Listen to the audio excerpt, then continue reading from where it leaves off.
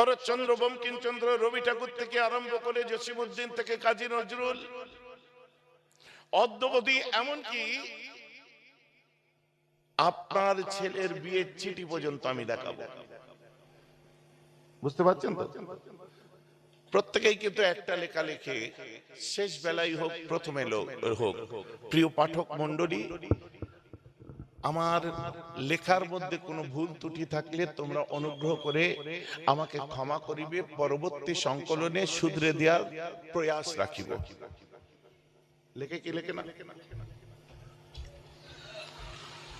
ছেলের বিয়ের চিঠি লিখেছেন, চিঠিতে কি লিখছেন? পত্র দ্বারা নেমন্তন্নে ভুল ত্রুটি মার্জনীয়।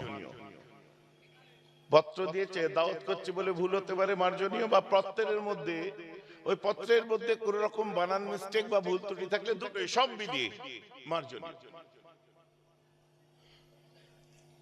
আমার আল্লাহ কি কোরআনে কোন জায়গায় লিখেছেন, প্রিয় পাঠক মণ্ডলী, আমার কোরআনে ভুল ত্রুটি থাকলে তোমরা আমি আল্লাহকে মাফ করে দিও, আমি পরবর্তী কোরআনে শুধরে দেওয়ার চেষ্টা রাখলাম? কেমন গ্রন্থ! যে কিতাবটা পড়ার আগে আমার আল্লাহ বলছেন আলিফ লাম মিম, এর অর্থ আমার আল্লাহ জানেন। যালিকাল কিতাবু লা রাইবা ফি, এটা হলো সেই গ্রন্থ যার মধ্যে ভুল ত্রুটি তো দূরের কথা, আমি আল্লাহ বলছি আমার কোরআনে কোনো সন্দেহ নেই। নির্ভুল গ্রন্থ। শুধু আমরা নয়, সারা পৃথিবীটাকে মেনে নিয়েছে। মিস্টার স্মিথার বাসওয়াক লিখছে, the Quran is a book which is a poem, a code of life and a code of laws, a book of common prayer, all in one, and is reverenced by a large section of human race as miracle of purity, as miracle of piety, as miracle of style, as miracle of wisdom, and as miracle of truth. কোরআন এমন একটা গ্রন্থ, এটা unique testimony, যার মধ্যে থেকে জীবন এবং আইনের সংহতি পায়, যেটা কাব্যের ন্যায়, যেটা কমন মানে তেলাওয়াতেরও একটা গ্রন্থ, যার মধ্যে আছে জ্ঞানের অলৌকিকতা, যার মধ্যে খাঁটির অলৌকিকতা, যার মধ্যে পিওরিটির অলৌকিকতা, যার মধ্যে সত্যের অলৌকিকতা লুকিয়ে আছে। All miracles came by one man prophet Muhammad. আর এই সব কিছু মিরাকেল অলৌকিকতা একমাত্র ইসলামের নবী মুহাম্মদের দ্বারা এসেছে। বলুন সুবহানাল্লাহ। বুঝতে পারছেন তো নাকি? এরা কি মুখস্থ করেছে, কি হেফজ করেছে বোঝা যাচ্ছে, যেটাকে নিয়ে সারা পৃথিবী আজ, আরে বাবা এই ভাটপাড়ার মাতালরা কি বলছে ওদিকে মন দিলে চলবে? ওসব শুনে লাভ আছে? ওই ঠোঁটে লিপস্টিক লাগিয়ে দিয়ে চ্যানেলে বসে বলছে কোরআনের মধ্যে ইসলামের মধ্যে বলা হচ্ছে যারা মূর্তি পুজো করে তাদেরকে হত্যা করো। কথা বুঝতে পারছেন না? তাদেরকে হত্যা করো, মহা মুশকিল কাণ্ড। শোনো শোনো শোনো, আমার এইদিকে দেখো, ওদেরকে ওদের কাজ করতে দাও, আমার দিকে দেখো। বারবার উঠিস দি, গন্ডগোল হয়ে যাচ্ছে, বর্দারা বারণ করছে। আচ্ছা ঠিক আছে, চলো চলো হালকা করে, সব হালকাই নাও, বেশি সবার কাজ সবাই ঠিক আছে, বেশি উঠাউটি করে বস চুপ করে। ঠিক আছে তো নাকি বলি? হ্যাঁ, আর তাহলে রাগারাগি হবে না সারা মজলিসে। এবার ওঠ। হ্যাঁ বলেছে, চলুন যেটা বলছিলাম, ওই ঠোঁটে লিপস্টিক দিয়ে বলে দিল ইসলামের মধ্যে পাওয়া যায়, ইসলামের গ্রন্থগুলোর মধ্যে পাওয়া যায় যারা মূর্তি পুজো করে তাদেরকে হত্যা করে দাও।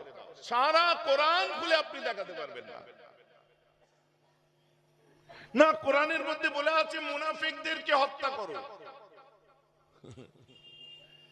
এই সমস্ত কথাগুলো সামনে নিয়ে কেন কথা বলে জানেন?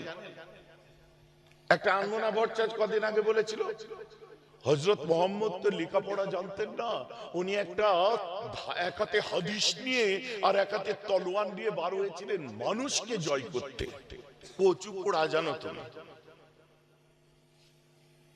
বলছে কেন আমার, আপনারা একটা ঠান্ডা মাথায় বোঝেন, কেন আমার নবীকে নিয়ে সব যুগে যুগে সেই তসলিমা থেকে আরম্ভ করে সেই আপনার কি বলে আপনার স্যাটেনিক ভার্সেসের ওই সালমান রুশদি থেকে আরম্ভ করে সেই আপনার এমানুয়েল ম্যাক্রন থেকে আরম্ভ করে বেশরম শর্মা থেকে আরম্ভ করে, কথা বুঝতে পারছেন না?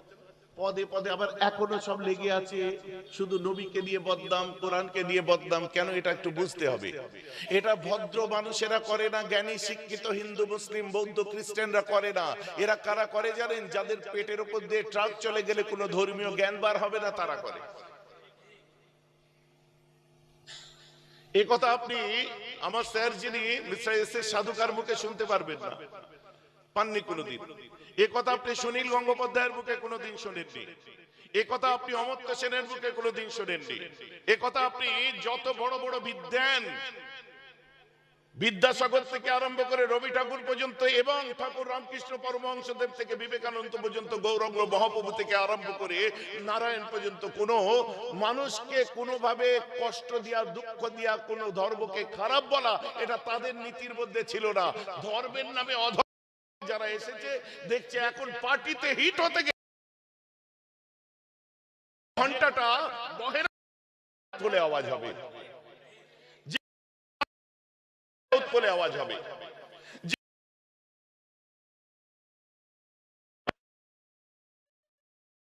কেউ নয়।